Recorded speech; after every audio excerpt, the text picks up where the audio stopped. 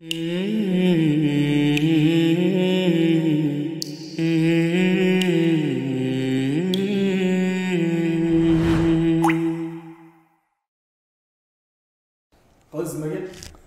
ма?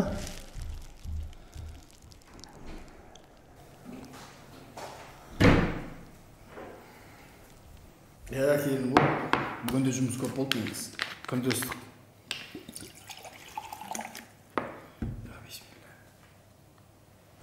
Сен ораза емессің?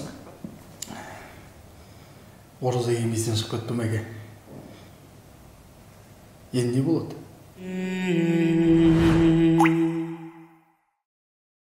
Бисмилля, вальхамдулилля, вассалату вассаламу аля сайидина расулилля, ва алихи ва сахбихи, ва ман валя. Жалпы Рамазан айында ораза ұстаған адам аузын қателесіп немесе ұмытып ішіп қоятын жағдайлар туындап жатады. Қателесіп ол, яғни сәресін ішіп жатқанда таң әлі атқан жоқ, күн әлі таң әлі атқан жоқ, немесе күн батып кетті деген оймен сәресін ішіп немесе аузын ашып қоятын жағдайлар болады. Бұндай жағдайларда ол қателескені үшін сол күннің оразасы дұрыс болмайды, ол қазасын ғана өтейді.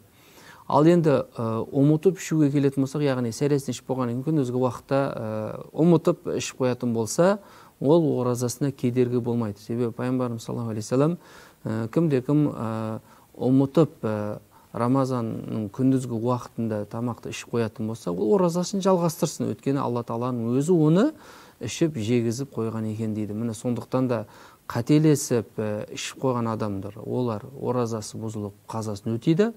Ал ұмытып ішіп қойған адамдар, олардың оразасы бұзылмайды, ары қарай жалғастыра береді.